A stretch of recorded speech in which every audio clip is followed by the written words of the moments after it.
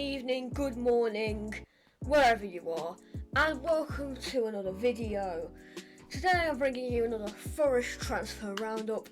I've missed doing these, the rumours went a bit quiet, the deals went a bit quiet, but there has been new deals. Forest have signed a player, we've also, 3 players have left. I'm going to be bringing you 2 players we're linked with. Only 2 players we're linked with and not 3.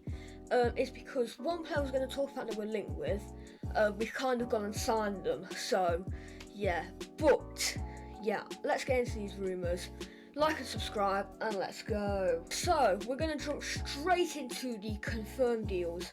The first player that is a confirmed deal, it's someone joining Forest. This is our first signing. It's Ethan Horvath. He's a goalkeeper signed from Club Brugge. He's an American international.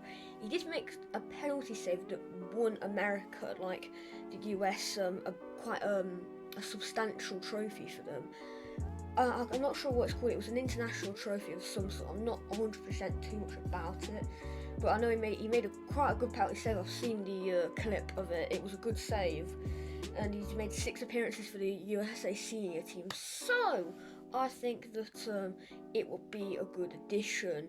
Could challenge Sam, but I think him and Sam could definitely challenge each other. It is a free transfer, so he's made 6 appearances for the US senior team, as I said, and he made 66 appearances for Club Brugge across a 3-year spell. So he was very much in and out of the side, but I think he will be a good addition to Forest. And the next player we're going to talk about is a goalkeeper leaving on loan, George Shelvey. He's joined Mansfield Town on a season-long loan, and I think this is great.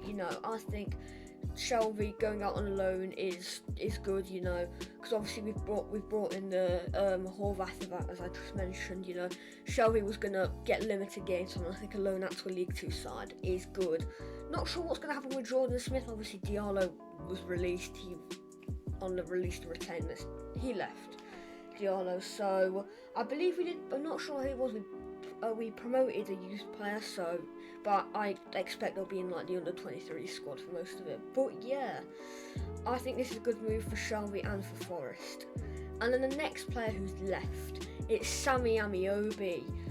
He was released on the release to retain list. I'm quite surprised we didn't keep hold of him, but he's joined Middlesbrough on a free deal, and Amiobi was very good in the first season we signed.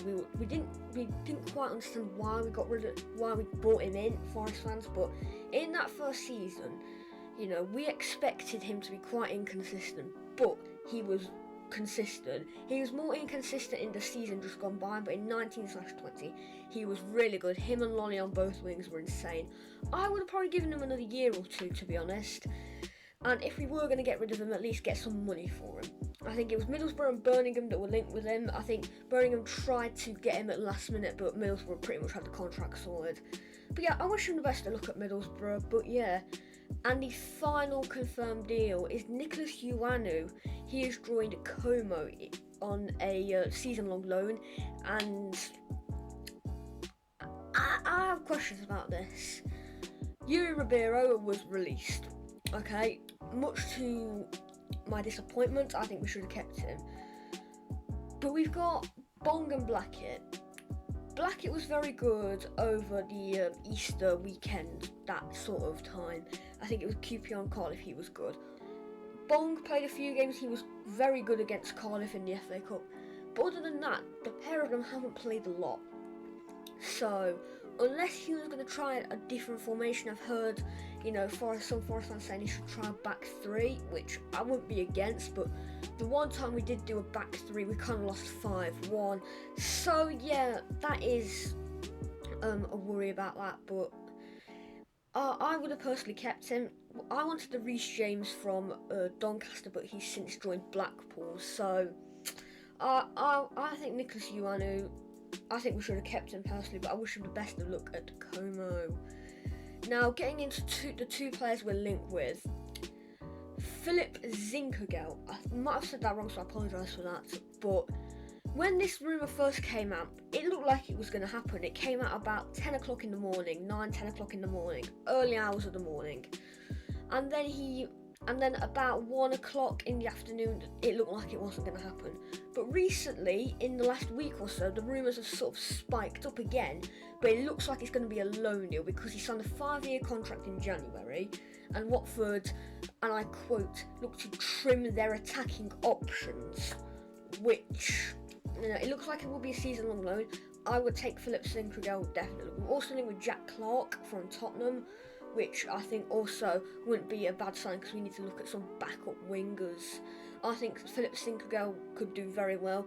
He doesn't seem too bothered about sitting on the bench and having limited games because he made 20 appearances for Watford, only 9 of them being starts, but getting 1 goal and 5 assists. So 6 goal contributions in 9 starts, which is quite good. I think if it does happen, it will be a loan. So yeah, I think it'll be a good signing whether it's a loan or a permanent deal.